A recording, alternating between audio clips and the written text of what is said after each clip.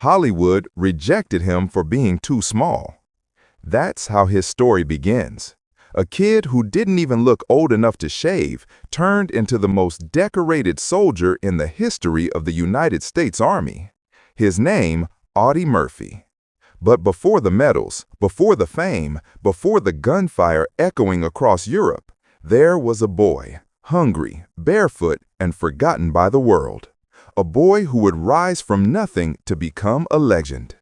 This is Blaze Hunter, and if stories of resilience, courage, and the human spirit move you, then don't forget to like this video, share it with someone who needs a reminder of what real grit looks like, and subscribe to Modern Wounds, where every day we bring you the untold side of history. Let's step back to 1925, a small Texas town called Kingston. A dusty land where dreams were scarce and survival was a daily fight.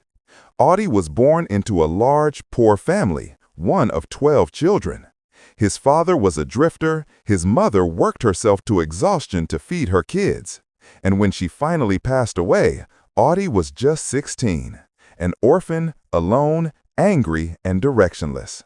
He dropped out of school in the 5th grade. He hunted rabbits with an old rifle just to feed his younger siblings. That boy wasn't chasing dreams, he was fighting hunger. But deep inside, something was brewing, a silent determination, a fire that no rejection could extinguish. When the world erupted into war in 1939, Audie saw a chance, not for glory, not even for patriotism, but for survival. He wanted to provide for his siblings. But when he tried to enlist, the Army, Navy, and even the Marines rejected him. They said he was too small, 5 feet 5 inches, barely 112 pounds. They looked at him and saw a kid. But fate saw something else. Eventually, in 1942, the U.S. Army gave him a chance. That chance would change the course of his life and history itself. From the moment he picked up a rifle, it was as if that weapon was an extension of him. He trained hard, pushed harder, and refused to back down. Fellow soldiers described him as quiet, intense, almost cold, but his focus was razor sharp. He didn't talk about fear, he acted in spite of it. Then came the battlefield, North Africa, Sicily, Italy, France. The names of places blurred together, but for Audie, each one was a new test of survival. While other soldiers were praying not to be sent forward, Audie volunteered for missions that most considered suicidal. There's a story, one of many, where his unit was pinned down by enemy fire. Bullets shredded the air, soldiers froze behind cover, trapped. Audie crawled forward alone, using every inch of ground as his shield. He picked off German machine gunners one by one, saving his men from certain death. When the smoke cleared, the boy who was too small had done what an entire squad couldn't. But that was just the beginning. His courage wasn't the loud cinematic kind. It was the quiet kind that comes from pain, from loss, from knowing that no one else is coming to save you. By 1944, he'd earned the respect of everyone in his division. The same officers who once thought of him as a kid now followed his lead in battle. He became known not just as a soldier, but as a ghost on the battlefield, always where the danger was thickest, always walking that thin line between life and death. In one brutal engagement in southern France, his unit was ambushed by a much larger German force. Audie charged forward alone, his rifle spitting fire until it ran out of ammunition. Then he picked up a machine gun from a fallen comrade and kept fighting. His hands were shaking, his face streaked with dirt and blood, but he didn't stop, not until the last enemy gun fell silent. When the shooting ended, dozens of German soldiers lay dead. His commanding officer stared in disbelief. One man, one small man, had turned the tide of the battle. They started calling him the baby-faced killer. To the Germans, he was a ghost. To his brothers in arms, he was hope. But behind those bright eyes and calm voice, something darker was growing. Every battle took a piece of him. Every fallen friend left another scar on his soul. He'd stare into the silence after the shooting stopped, the kind of silence that only war can create. At night, when others slept, Audie would sit alone, smoking, watching the stars. "I just want this to end," he'd whisper. He wasn't fighting for medals. He was fighting for the men beside him, for the country that had finally given him a chance, for the mother who never saw what her son would become. And as the war dragged on, that chance turned into destiny. Because soon, the little orphan boy from Texas would do something so unbelievable that even Hollywood couldn't have written it better. He'd stand alone against an entire German company and win. But that's for part 2. If you're feeling the weight of this story, hit that like button. It helps more people discover these forgotten legends. Comment your thoughts below. What would drive you to stand when everyone else falls? And if you haven't already— The morning was cold, the air heavy with the stench of diesel and gunpowder. It was January 26, 1945, the frozen fields of eastern France, near a place called Holtzweiler. Audie Murphy, now just 20 years old, had already seen more death than most men could imagine in a lifetime. But that day would define him forever. His unit, Company B, 15th Infantry Regiment, was exhausted, undersupplied, and facing overwhelming German forces. Tanks, infantry, artillery. The snow was stained red long before the battle began. Audie stood there, his uniform torn, his boots caked with frozen mud. He looked at his men, tired, trembling, scared. And then he looked out at the enemy lines. Dozens of German soldiers moving through the trees, their tanks rumbling like thunder. The Americans had no reinforcements, no heavy weapons, just courage and a will to survive. When the first shells exploded, chaos swallowed the field. Men screamed, bullets tore through the cold air. Audie ordered his men to fall back to better cover, but he stayed behind, alone. One man against an army. He climbed onto a burning tank destroyer that had been hit moments earlier. Flames licked the metal around him, black smoke coiled into the sky. Most would have run, but Audie saw something else. The mounted .50 caliber machine gun still worked. He grabbed it, and then he started firing. The gun roared, sending bursts of lead slicing through the snow. German soldiers fell one after another. He shifted, aimed, fired again. Bullets whizzed past him, mortars landed dangerously close, but he didn't flinch. His face was blank, cold, mechanical, as if the pain, fear, and exhaustion had vanished, leaving behind only instinct.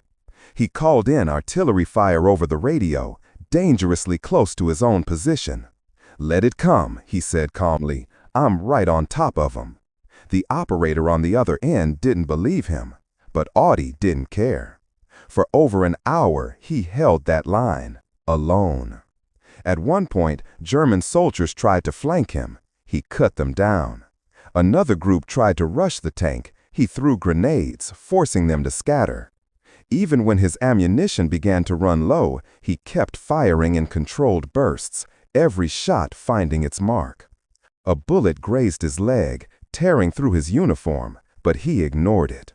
Smoke burned his lungs. His hands blistered on the overheated gun. Still, he fought.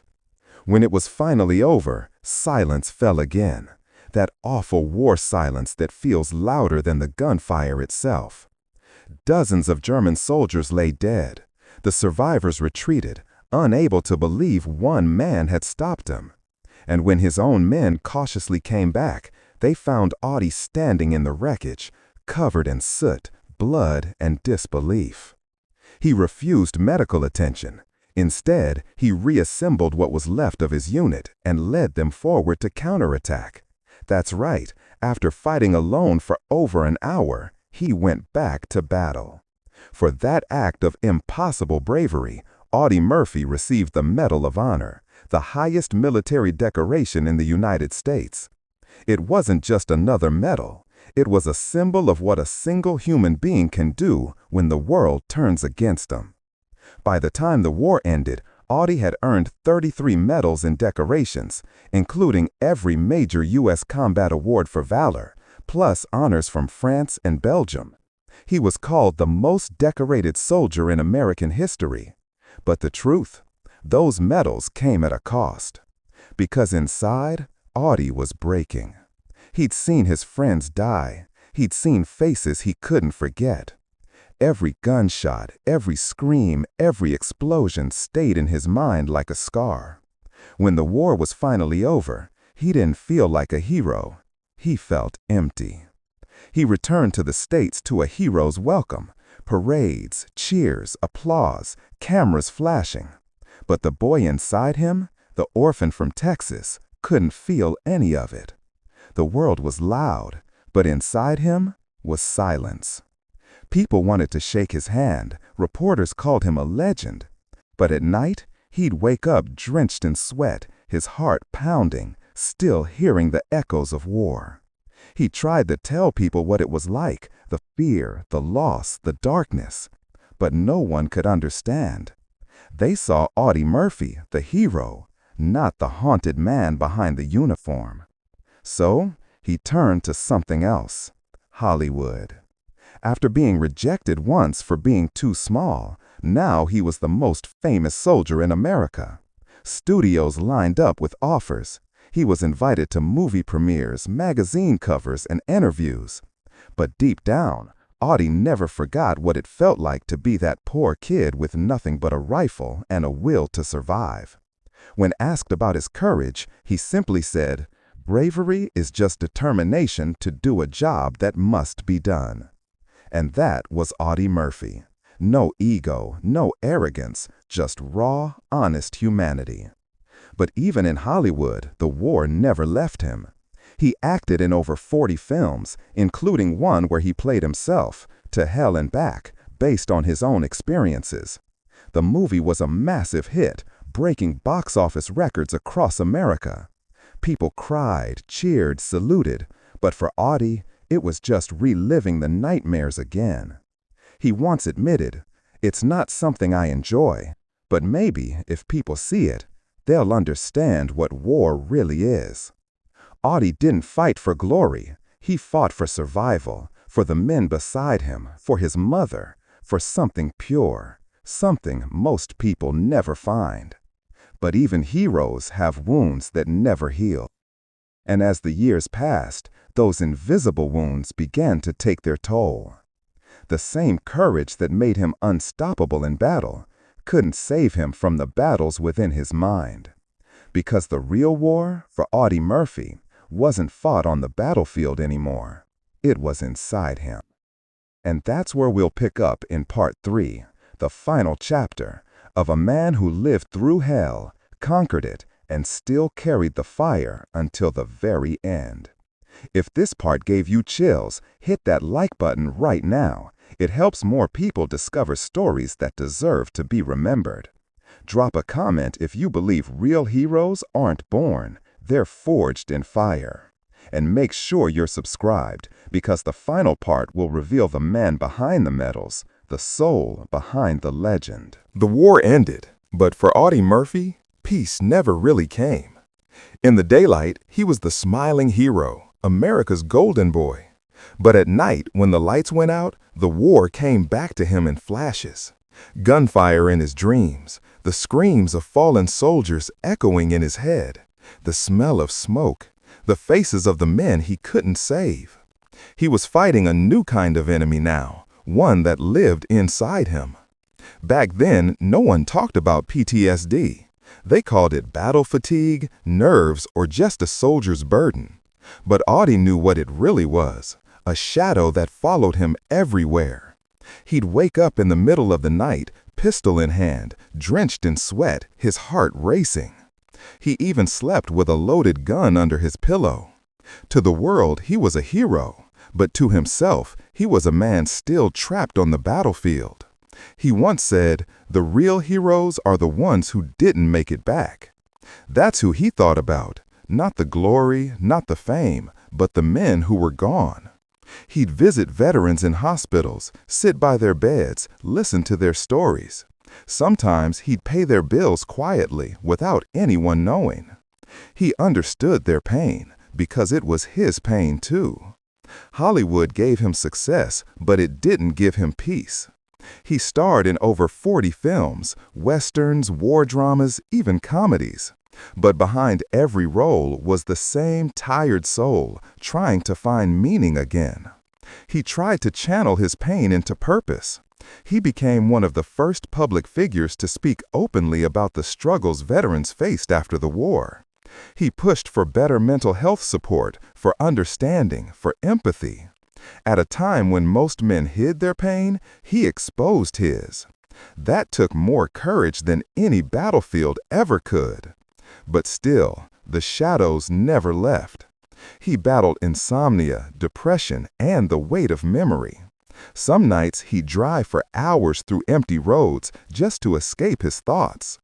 Other nights he'd sit in silence, staring at his medals, wondering what they really meant. He said once, "I'd give them all back if I could bring my friends home." Imagine that, 33 medals, and not one could fill the emptiness left by war. Yet somehow, through it all, he remained humble. No arrogance, no ego, just a man who did his duty and carried the cost quietly. In 1971, Audie Murphy was just 45. He boarded a small private plane bound for Virginia. But somewhere over the mountains, the plane disappeared.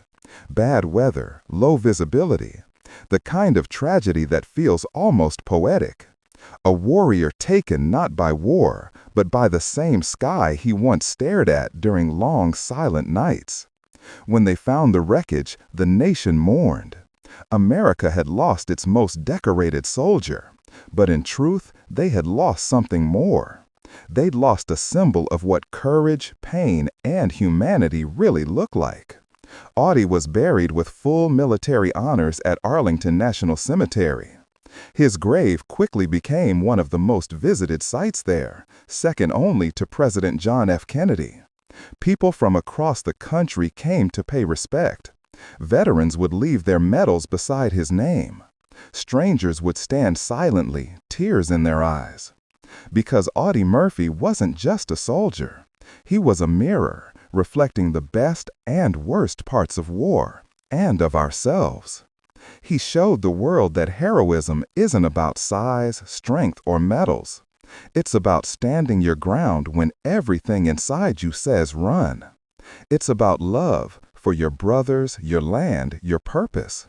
It's about sacrifice and the kind of quiet courage that outlives the noise of battle. Decades later, his story still feels raw, still feels alive. In a world that sometimes forgets what real bravery means, Audie Murphy's name reminds us. He was 5'5", barely 112 pounds, rejected by Hollywood, abandoned by life. But when the world needed him most, he stood taller than giants. And maybe that's why his story still matters.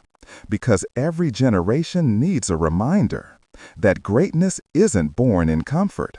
It's forged in struggle. That real heroes don't seek glory. They just refuse to quit. So as you sit there, maybe in a warm home, with everything that peace has given you, take a moment to think about that boy from Texas, the orphan who became a legend, the soldier who carried an entire war on his shoulders. And if this story touched something inside you, if you felt even a glimpse of what he went through, then don't just scroll past. Hit that like button, share this video with someone who still believes in courage, and subscribe to Modern Wounds because stories like this deserve to live forever. Blaze Hunter here, reminding you that history isn't made by perfect men. It's made by the broken ones who refuse to stay down. Audie Murphy was one of them, and that's why, even decades after his death, the 5'5" soldier still stands taller than anyone.